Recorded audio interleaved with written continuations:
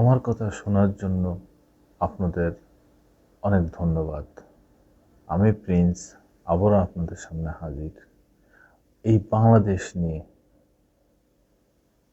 বিক্ষোভে উত্তাল বাংলাদেশ। এই কি আমাদের বাংলাদেশ? এই কি আমরা চেয়েছিলাম বাংলাদেশ? আমাদের এই দক্ষিণ এশিয়ার ভিতরে আমাদের দেশ সবচেয়ে শান্তপ্রিয় দেশ, এবং আমরা যারা বাঙালি আছি তারাও সবাই শান্তপ্রিয়। কিন্তু আমাদের দেশে এসব হচ্ছে কি?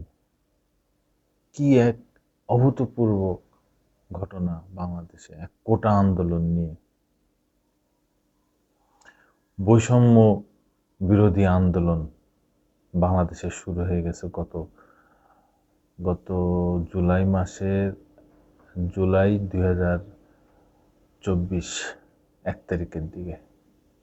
সেই থেকে যে শুরু হয়েছে, আজকে 4 তারিখ, আগস্টের 4 তারিখ, আজকে পর্যন্ত লাগাতার কি শুরু হয়ে গেল। মানুষ মরতেছে, কারফিউ চলতেছে, আন্দোলনের পর আন্দোলন, ঘরবাড়ি ভাঙ্গা হচ্ছে, রাষ্ট্রের স্থাপনা ভাঙ্গা হচ্ছে, মেট্রো রেল ভাঙ্গা হচ্ছে, বিটিভি ভাঙ্গা হচ্ছে, চারদিকে নানান সমস্যা সমস্যা সমস্যা। সরকার কি করতেছে সরকারই জানে। দেশের টাকা লুটপাট হয়ে যাচ্ছে, ডলারের দাম বেড়ে যাচ্ছে, নানান সমস্যায় জর্জরিত আমাদের এই ছোট্ট সুন্দর একটা দেশ। ফুলে ফলে পুষ্পে ভরা আমাদের এই বসুন্ধরা। আজকে বসুন্ধরা খুব বিপদগ্রস্ত। সেই বিপদের ভিতরেই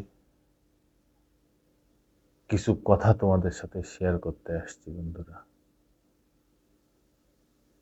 প্রথম আলো বাংলাদেশের জাতীয় দৈনিকের ভিতরে পড়ে কিনা জানি না, তবে সর্বোচ্চ দৈনিকের ভিতরে এই প্রথম আলো পড়ে।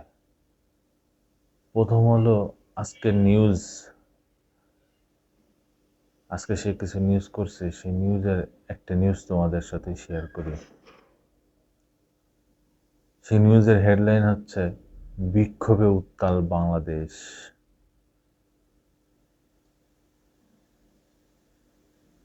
কি লেখা আছে একটু পড়ি। ঢাকায় কেন্দ্রীয় শহীদ মিনারের বেদি থেকে সামনের গোটা চত্বর সড়ক, এক পাশের মূল সড়কটি ধরে ঢাকা মেডিকেল কলেজের সামনের সড়ক, কোনাকুনি দোয়েল চত্বরের দিকে চলে যাওয়া সড়ক, আরেক পাশে পলাশীর দিকে গেছে যে সড়ক, সর্বত্র মানুষ আর মানুষ। কানায় কানায় পূর্ণ, গুড়ি গুড়ি বৃষ্টিতে ভিজে রাজধানীর বিভিন্ন এলাকার নানা শ্রেণী পেশার মানুষ স্রোতে মিশেছে শহীদ মিনারে। গতকাল শনিবার বেলা 1:30টার পর ঢাকার বিভিন্ন এলাকা থেকে বিক্ষোভ মিছিল নিয়ে শহীদ মিনারে আসতে থাকেন শিক্ষার্থীরা। বিপুল মানুষের পুরো জমায়েতের তরুণ উপস্থিতি ছিল সবচেয়ে বেশি। স্লোগানে স্লোগানে উত্তাল হয়ে ওঠে রাজধানী নয়, পুরো বাংলাদেশ। নারী পুরুষ সবার কণ্ঠে একই সুর।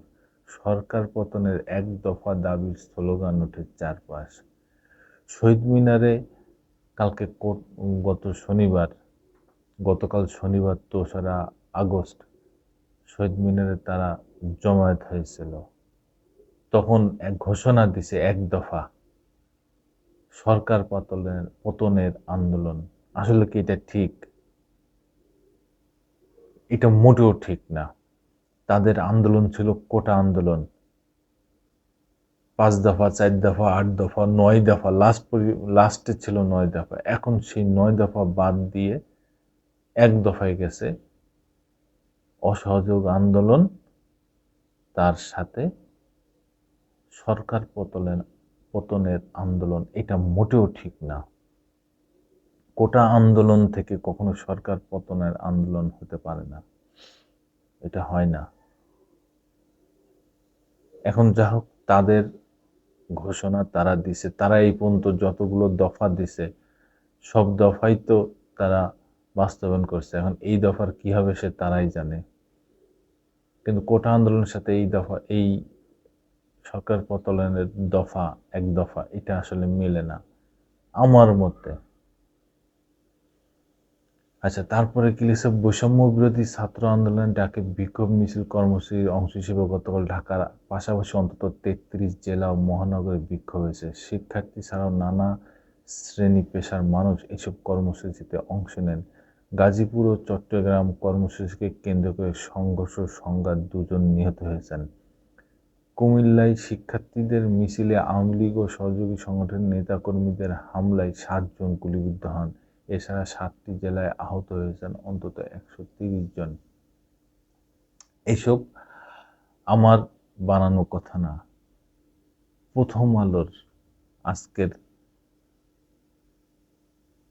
অনলাইন নিউজে এইগুলা লেখা আছে, সেখান থেকে আমি তোমাদের সাথে শেয়ার করলাম।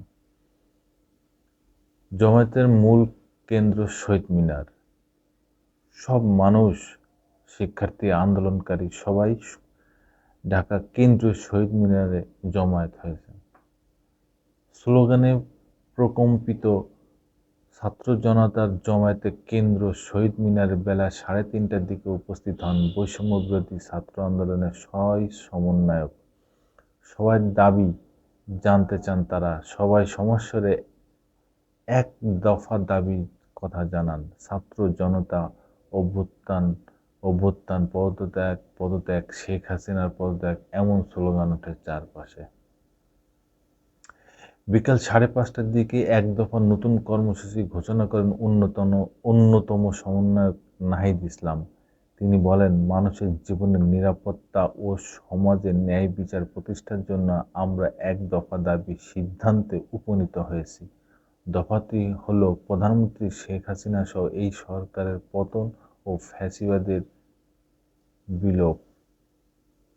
নাহিদ আরও বলেন, বৈষম্য বিরোধী ছাত্র আন্দোলন থেকে আমরা খুব দ্রুতই ছাত্র নাগরিক অভ্যুত্থানের জন্য সর্বস্তরের নাগরিক ছাত্র সংগঠন ও সব পেশাজীবী মানুষের সঙ্গে মিলে সম্মিলিত মোর্চা ঘোষণা করব। সবার সঙ্গে আলোচনার মাধ্যমে ভবিষ্যৎ বাংলাদেশের জাতীয় রূপরেখা আমরা সবার সামনে হাজির করব। বন্ধুরা, কোটা আন্দোলন থেকে এক দফা আন্দোলন, জানি না যৌক্তিকতা কি। যারা এক দফা আন্দোলন ঘোষণা দিয়েছে তারাই জানে যৌক্তিকতা, আর সরকার কিভাবে এটা হ্যান্ডেল করবে সেটা সরকারই জানে। তবে সবার কাছে একটাই অনুরোধ, এই বাংলাদেশটাকে কেউ অস্থির করবেন না। আমাদেরই দেশ, খুব সুন্দর দেশ। আমরা সবাই যদি যার যার অবস্থানে ভালো থাকি তবে এই দেশও ভালো থাকবে। তো সবাই ভালো থাকবেন, সবাই সুস্থ থাকবেন এই আশা করি। ধন্যবাদ।